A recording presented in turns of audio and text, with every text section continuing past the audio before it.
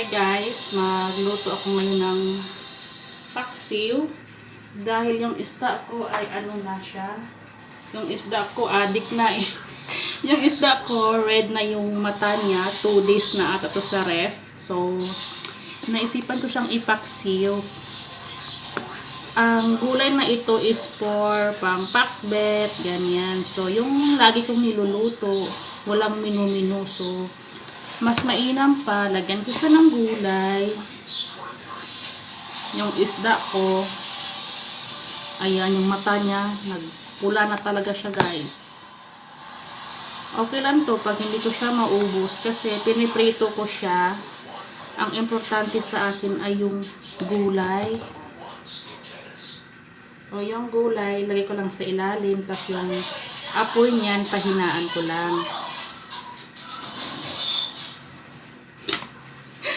Pati yung sili ko na ano na din, na-expire na din, oh. Nagkulubot na yung mga sili ko. So, okay lang yan. Ayan. Tapos, lagyan natin siya ng sibuyas or onion.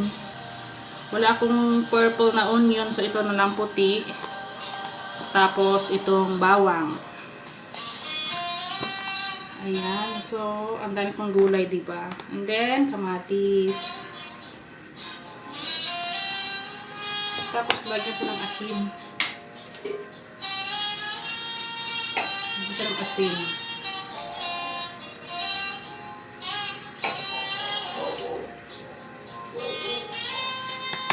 Tapos, konting malik sarap.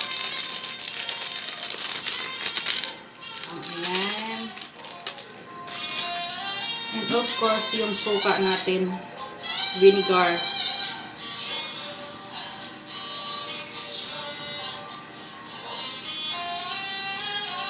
Ubus ko na lang. Tapos lagyan ko siya ng durog na paminta.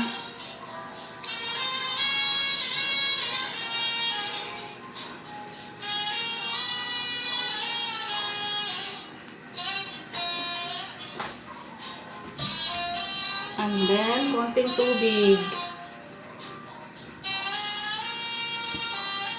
Para hindi siya maasin.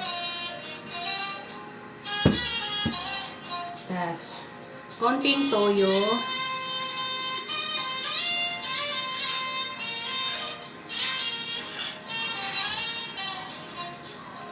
Ay.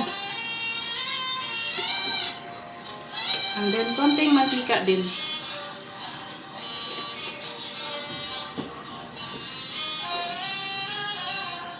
So, ayan. Tapos na siya, guys.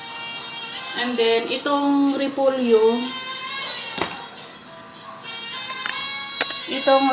mamaya ko na siya i-lunod pagkatapos nung makuluan to siya nung malapit na siyang maluto. So, itong repolyo, ilagay ko din sa taas ng isda. Sa, sa ibabaw ng isda. So, ayan guys.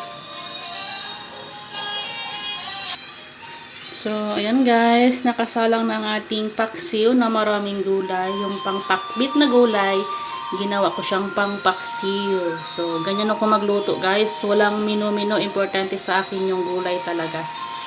So, ayan. Takpan muna natin siya guys.